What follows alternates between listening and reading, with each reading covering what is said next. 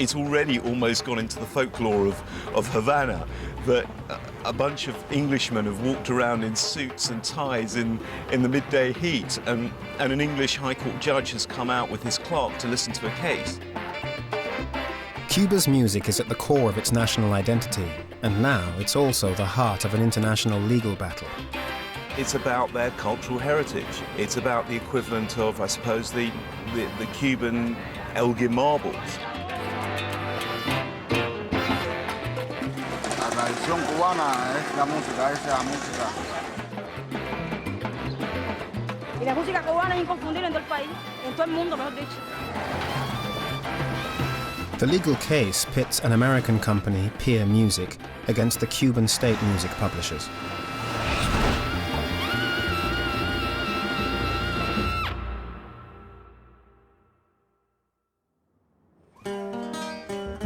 Cuba, bastion of state socialism, is one of the world's last communist countries.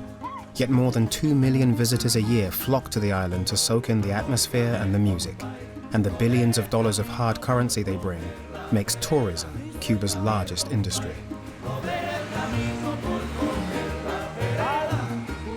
The trial started in London in 2000 to decide whether it is Cuba or Peer Music which owns the publishing rights in England to 14 Cuban songs. Peer Music has grown into the largest privately owned music publishing company in the world. Big sign, name of our company. These are platinum discs that we have received that include Whitney Houston, Celine Dion, Gabrielle here. Peer reckons it owns the publishing rights to hundreds of Cuban songs. ¿Qué canciones son? No, pero realmente es que nadie, bueno, lo que es cuidadito compa y gallo, cuida, y eso lo están peleando. Esas no son cubanas también. Guanajo relleno. Ay, qué bueno, qué bueno. Uno que dice Aurora, ¿qué quiere decir? Es una canción. Ay, Aurora, te has llenado. Well, I've known all these songs from childhood. The composers as well, like Matamoros, all of them.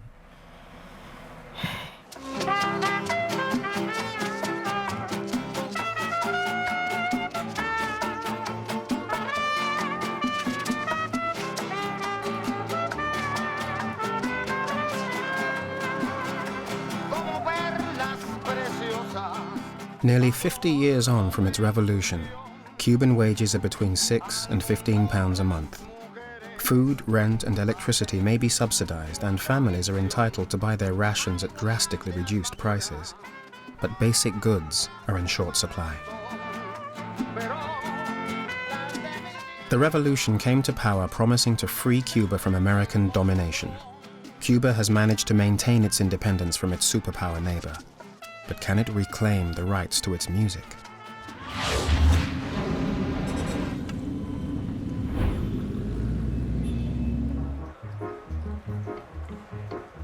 Back in the 1930s, way before the Cuban Revolution, Cuba was America's Caribbean playground, Havana, its party city with a culture of drinking, dancing, and nightlife.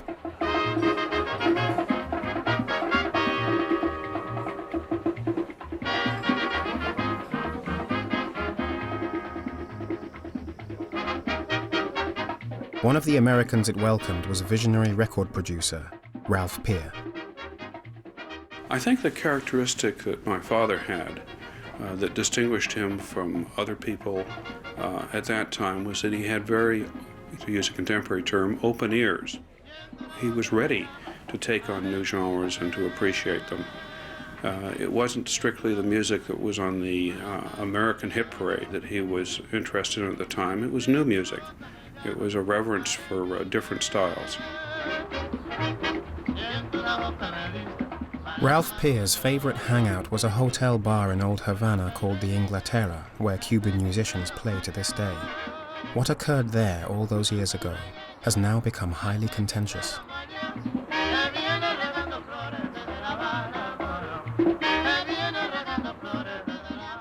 Composers would come into the bar and they knew he was there, and he'd offer them, you know, $1, a beer, whatever he could to get them to sit down and to sign the contract.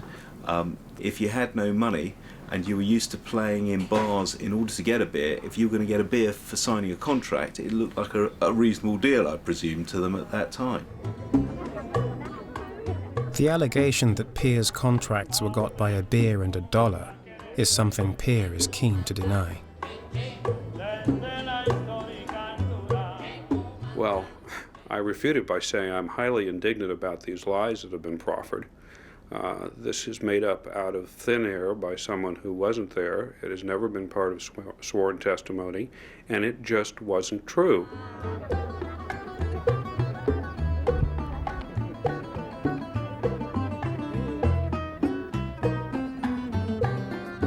Ralph Peer was groundbreaking in what he did. He identified that there was value in the songs being written, and that value could be exploited and uncovered outside of Cuba. Over 70 years later, it is these contracts which hold the key to who owns Cuba's music. They're at the center of the legal dispute.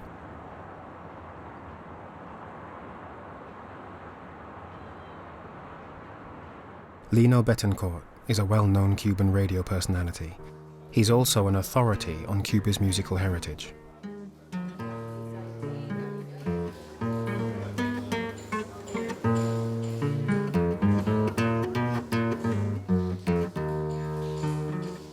Playback número 4. ¿Qué tal, queridos amigos? Les habla Lino Betancourt, un amante de la trova. Lino is trying to track down an old musician who used to play with the greats of the Cuban music scene and remembers how the industry worked. Este es el edificio 665. No sabe. No sabe. Buenas. Este es el edificio 665. El apartamento 2, ¿cuál es? 2. La tercera escalera. La cuarta.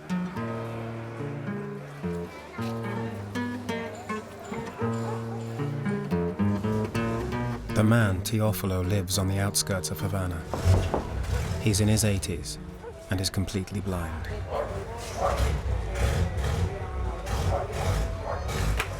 Buenas tardes. Míralo aquí, caramba. Lino Betancourt aquí. Lino. Qué pronto vine. Pásame.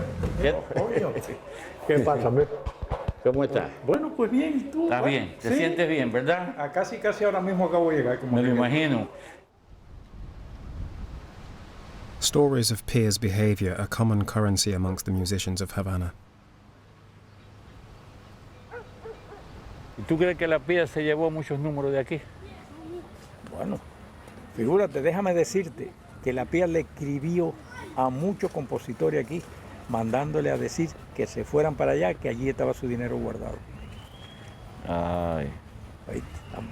Eso es una trampa. Entre esa gente está bienvenido Julián Gutiérrez. Bien. Te lo digo porque él lo conversó conmigo.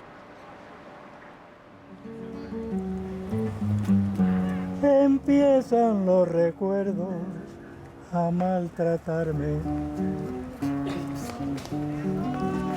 haciéndome un esclavo del desvelo. Déjame que te diga la gloria del ensueño que evoca la memoria, del viejo puente del río y la alameda.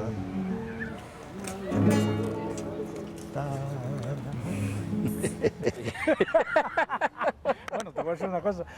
Óyeme, a mí me han matado. Only a few of the composers who signed to Peer are still alive. Rosendo Ruiz Quevedo is a key witness to the trial. He believes he was taken advantage of by Peer. Muestran una serie de intérpretes, algunos de los cuales han grabado Rico Paseo. No hubiera podido ser conocida. We wouldn't have become so well known without them, as they had the means to publicize us. But they thought that gave them the right to pay the composers whatever they saw fit, whatever they thought, instead of what we were really due. Sino que le daban lo que ellos estimaban. Otra edición extranjera. Do you think the contracts were fair? No. No. Totally unfair. Una de la francesa de Francia. Vacilón, qué rico vacilón. Cha cha cha, qué rico cha cha cha. A las prietas hay que darle cariño. A la rubia tremendo apretón. A la china hay que darle un besito. Pero todas gozan del vacilón. As for the singer's rights, you are not allowed to take them. A camotrear.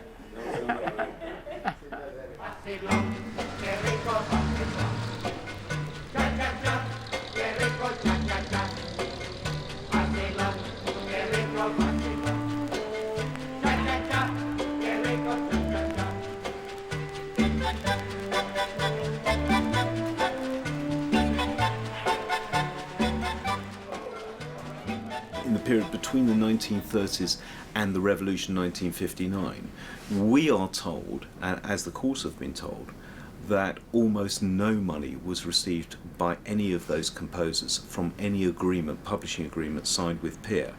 A number of them did receive some initial advances in very small amounts. I think the smallest and the regular payment for a relatively unknown composer was the odd $1 here and there. Our contracts were always contemporary with the times. We could not be in business for 75 years if our contracts were not equivalent to what was available in the market, which was true then, it's true today. One person who had a Peer contract at that time was the writer of this song, Aurora. His name, Manuel Corona. The publishing rights to it are being fought over in the trial. The Cubans say his life story shows how Peer neglected their responsibilities. Manuel Corona was one of Cuba's best-known composers, yet he died a pauper.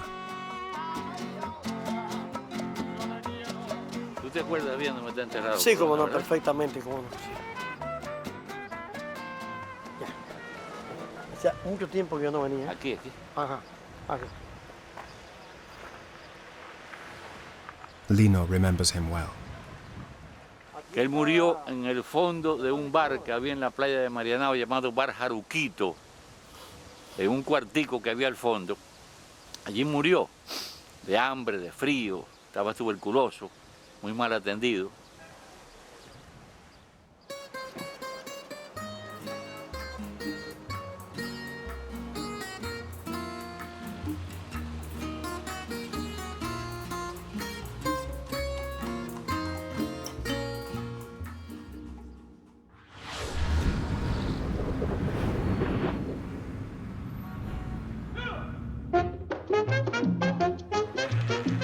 By the 1950s, Havana had become one of the most decadent cities on earth. The clubs and bars were open all night and it danced to the sound of the tourist dollar. Many of its hotels and casinos were owned by the US Mafia.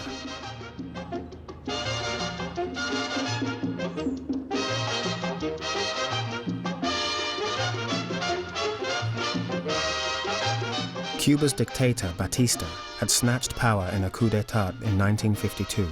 Days before democratic elections, and the American government had quickly recognized and supported Batista's regime. All that was to change in 1959. This was the scene of turmoil in the capital, Havana, as the climax of revolution was reached. Anyone suspected of sympathy for the Batista regime came in for a rough time. Fidel Castro rode into Havana. The Cuban revolutionaries were victorious. Glory for rebel chieftain Fidel Castro, 32-year-old man of the hour in Cuba. For Cubans, life changed dramatically. Fidel Castro and his new revolutionary government wanted to reform almost every aspect of Cuban life. They set about liberating the country from US control. First came land reform. Then Cuba nationalized companies owned by Americans, keen to break the US economic hold over the island. When it came to music, Cuba passed Law 860. This made it illegal to sign contracts lasting over 10 years. Many of Pierre's 1930s contracts were valid for much longer.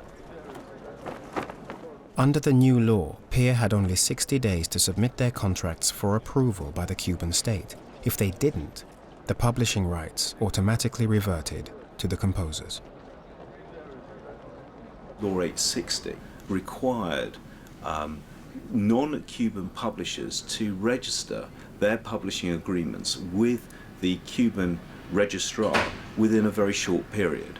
And if they failed to register the works which they were seeking to publish and exploit outside of Cuba, then the original agreements that assigned those publishing works were rendered void. Effectively, it's trying to nationalise music publishing and make music performers and entertainers civil servants, which obviously they're not under English law. Foreign copyright owners had to comply with regulations that were virtually impossible to comply with. Pierre didn't renew its contracts, so as far as Cuban law was concerned, they were now null and void.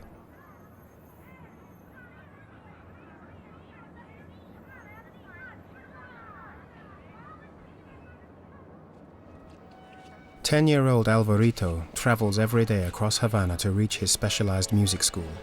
Cuba's system of music education is the envy of music teachers the world over.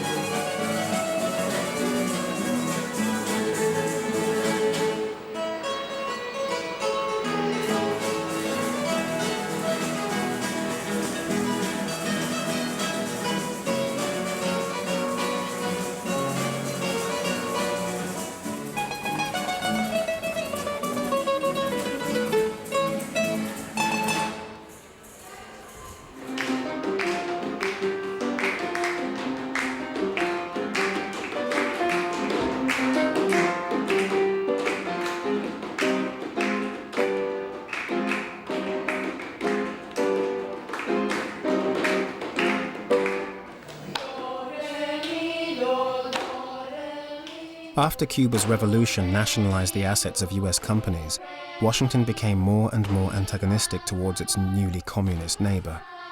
In 1962, America imposed an economic embargo on Cuba, forbidding all trade between the two countries. The embargo is still in force today, with only minor changes.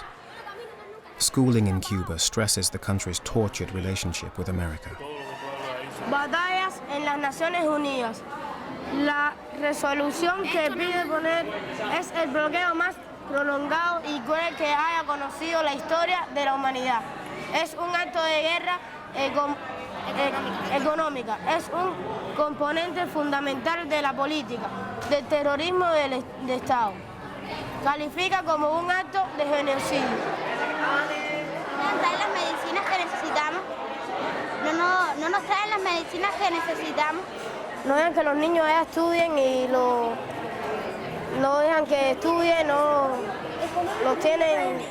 Y nos impide el desarrollo cultural también de nuestro país. Están haciendo guerra. Están bloqueando a... After the revolution, nationalist pride swept the island.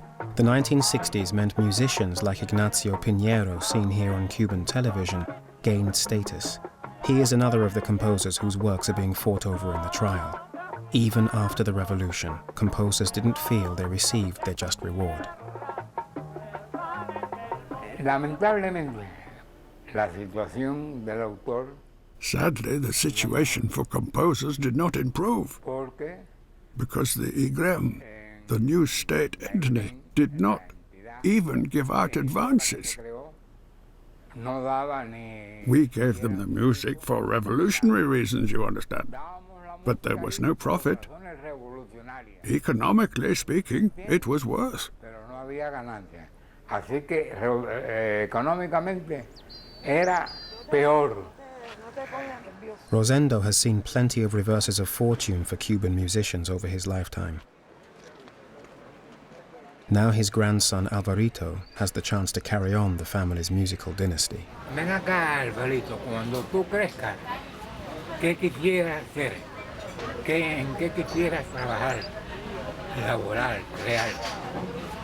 Un gran pianista, que todo el mundo me escuche. Bien. Que tú seas músico. O por lo menos que cuando toques la música te acuerdes de los músicos que pasaron tremendo trabajo para hacerla. ¿Estás claro? Rosendo believes that it's the Cuban state which profits from his work. La entidad que tiene que ver con los autores paga un derecho en... The state body that deals with composers collects its dues in dollars, but it pays us in Cuban pesos.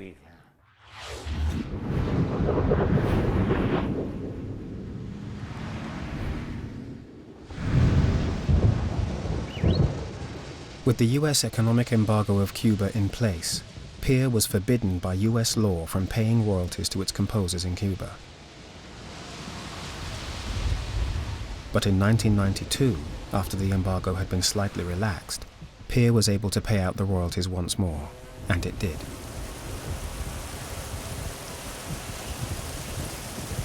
It is correct that we were prevented by very serious U.S. laws from making any payments to Cuba.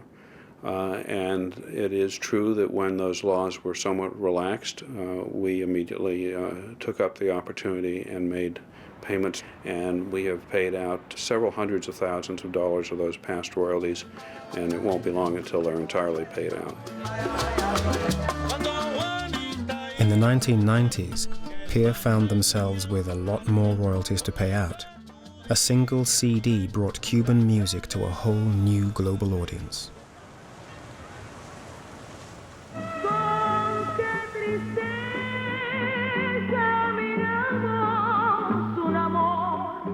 Omar Portuondo has been a well-known singer in Cuba since the 1950s.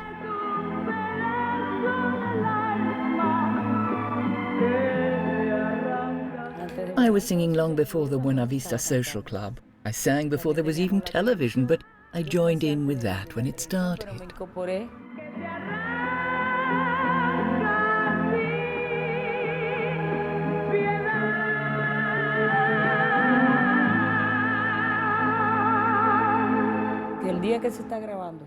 The day they were recording the Buena Vista Social Club CD, I met up in a studio with the musical director of the project, Juan de Marcos Gonzalez, who was leader of Sierra Maestra, and he introduced me to Rai Kuda and the others, and asked me if I could sing a song. So that's how I got into the project, by coincidence. So please welcome the Buena Vista Social Club from Cuba. The CD was an immediate success, and the Cuban musicians were in demand to make personal appearances around the world.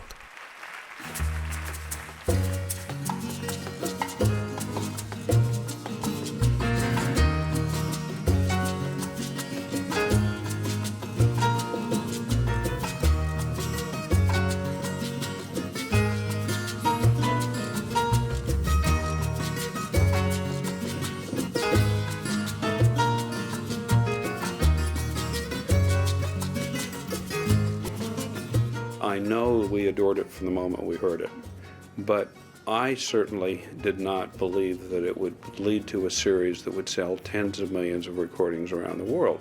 That is an unusual phenomenon, and it's a great tribute to the music that's involved and to the musicians.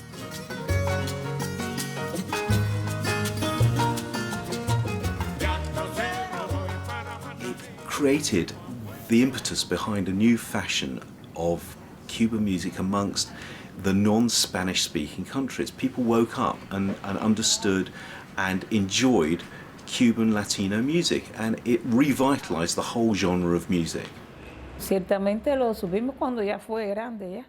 We knew it had become a great success when it won the Grammy Awards, and Wim Wenders decided to make the film, which promoted the project even more. This is when we realized, when we say we, I'm talking about all the other musicians as well, that the success of the Buena Vista Social Club was a reality. That began in 1997 or 1998. Really some time ago now. And we're still doing tours. In my case, I'm still doing solo tours, and that's down to the success of the Buena Vista Social Club. De Buena Vista Social Club. Mi malecón, nuestro malecón, Habana. Hermosa Habana, lindo es tu cielo, lindas son tus calles, bello es tu mar. Habana, para ti va mi canto, como gemir de violines que solo cantan para ti. Over there we have the Moro Fort and this immense sea, which we all have the right to enjoy. Tenemos derecho a disfrutar. We represent not all, but a large number of the songs in Buena Vista Social Club, including the title track. There was now a global interest in Cuban music, and Peer realized there was money to be made from the rights Ralph Peer had secured on his trips to the island in the 1930s. Peer kind of woke up and said, well, you know what, we've got a couple of filing cabinets filled with these 60, 70-year-old documents. Perhaps we'd better go and check them out. When they did, Peer found that the rights were about to lapse. If Peer wanted to hold on to them, it had to move quickly and re-sign contracts with as many of the composers left in Cuba as it could find. At the same time, the Cuban State Music Company also wanted to ride the boom in Cuban music, to release new compilations of vintage Cuban songs, the very songs originally published by Peer. Lino Betancourt is tasked with documenting new and old songs so that the Cuban state can keep track of who is recording what. 4 hours from Havana, Lino is in Sancti Spiritus to visit one group he rates above all others. Se puede.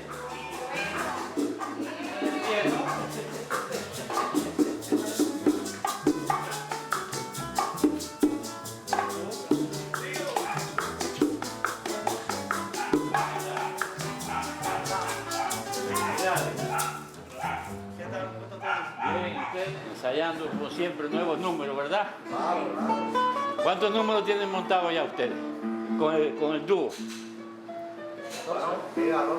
Ya alrededor de 16 números. 16 números. Qué bueno. Que el trabajo que se ha venido haciendo con los nuevos intérpretes como ustedes ha venido a rescatar la trova y la música espiritual en general. Y eso es bueno. Eso es bueno porque se lleva al mundo entero. Se lleva al mundo entero la música de aquí de Santo Espíritu. Yo quisiera oír, ahora si es posible, uno de esos números que ustedes están montando. Y se lo voy a grabar para tenerlo yo como referencia.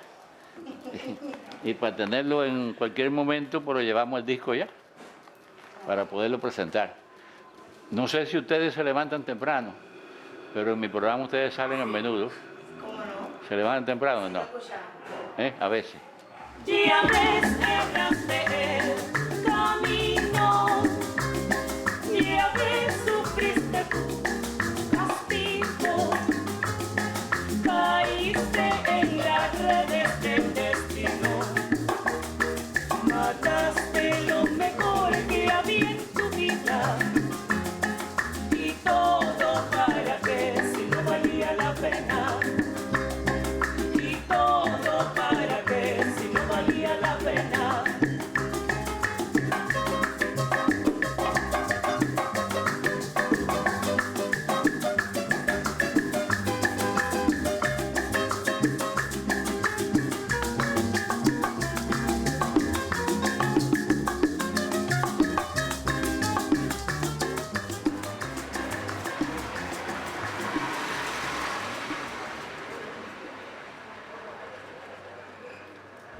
With the two sides claiming to own the same songs, the royalty bodies didn't know who to pay.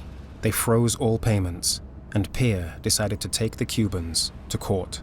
The Cuban State Music Publishing firm was filing counterclaims against us in various venues around the world, but particularly the UK, and claiming that that we were not the representatives of those songs. Under the systems within the music industry, if there are two claimants, the royalties are held for a while the claimants discuss matters. The trial started in London in 1998. Cuban Law 860 had effectively nationalized Cuba's musical compositions. It was the first Cuban defense to be tested in the English courts. Graham Shear, fighting on behalf of the Cubans, was sure this law would render Peer's 1930s contracts useless. It wasn't to be. Law 860 works in Cuba. The question was, does Law 860 work outside of Cuba? And that's what we sought to persuade the English court of. Because if Law 860 was effective, that would have been the end of the case. And Mr. Justice Neuberger found against us, and we decided to appeal it because it is a complex area of the law, and the Court of Appeal found against us. And, you know, that's the state of the law, that the Law 860 is effective in Cuba, but not effective in this country. Full stop. And the appeal court agreed hands down that this law was confiscatory and did not invalidate our contracts or agreement with our composers. The UK court decided that Law 860 had not abolished all of Peer's rights, but there were still serious questions about the 1930s contracts themselves. The English judge hearing the trial decided to move his court to Havana to hear evidence from the aging Cuban witnesses. In 2005, for the first time, an English court was in session in Cuba.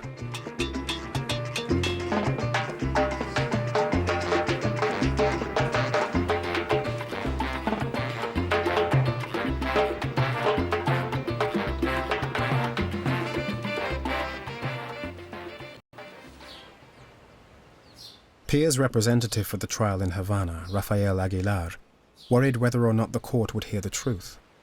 I don't think it's very useful to have come here because people don't have the freedom to say what they think or what they would like to say or to speak openly. I can't think of any witness that doesn't also, or any person that I've met, doesn't also have a very strong view on this being part of Cuba.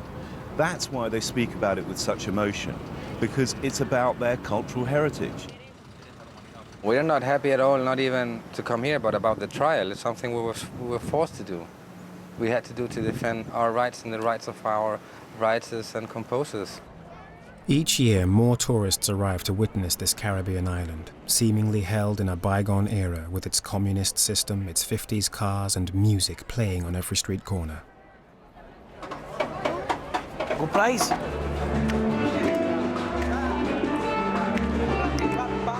But the reality for Cubans is that they cannot enter many of the hotel bars where tourists enjoy a cocktail in the local bands.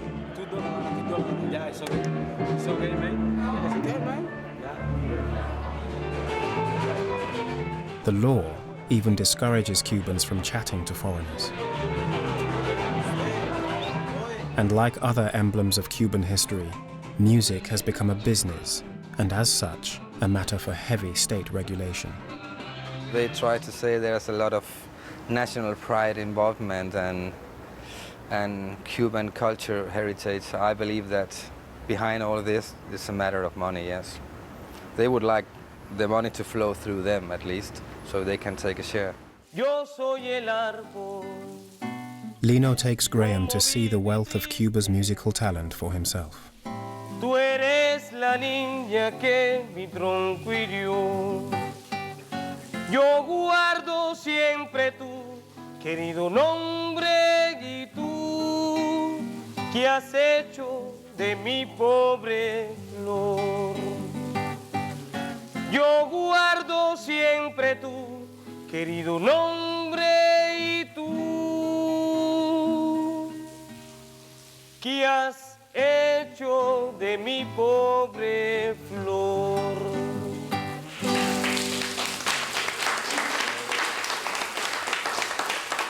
Rosendo was one of the composers who had re-signed contracts with Peer in the 1990s. The day before the trial, Graham goes to his house to make sure that his key witness can do what is needed. 87 years. What I wanted to do was to come to see you. I wanted to describe to you where it is you'll be going to tomorrow. ¿Dónde es que vamos a estar mañana?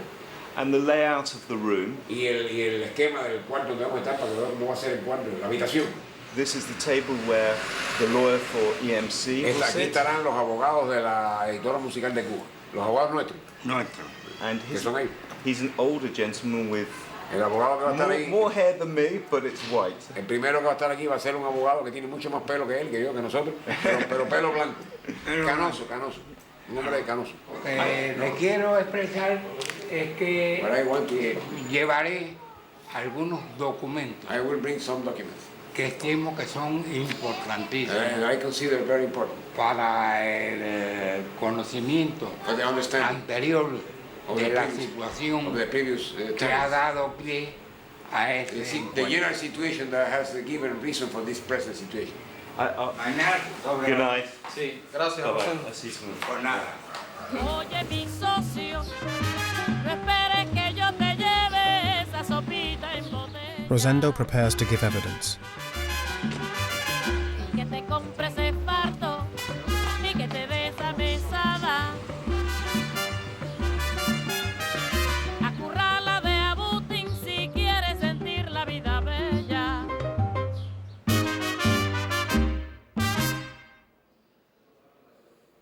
He is presented with the document where he re-signed his rights to peer, and there's the mystery signature of a man who, Rosendo says, was definitely not present when he signed the contract.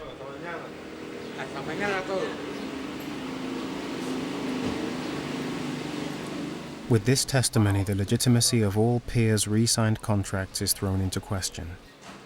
Rosendo's statement has opened a can of worms. The judge and lawyers return to London to try and find the truth buried within a mountain of conflicting evidence. We would ask people to look at the amount of money which has in fact been paid over by peer, the $2.5 million US, and if necessary compare that with what may or may not have been paid to them by the Cuban authorities. I doubt very much whether the Cuban authorities have paid over anything like that amount of money. ¿Qué tal, queridos amigos? Les habla Lino Betancourt, amante de la trova. Bien, vamos a comenzar ya. Esta canción. When the judge delivered his verdict, he said many accounts were inconsistent and inaccurate. The judge did not accept the Cuban claims that contracts were got for a beer and $1, but nor was he convinced by peer enough to grant the American company the publishing rights to these songs in England. In his final judgment, he said he was concerned about setting a precedent with these songs, which might then apply to the hundreds of other pieces of contested Cuban music. So no outright victory for either side. One thing is sure, the songs continue to be played in Cuba, as they always will be.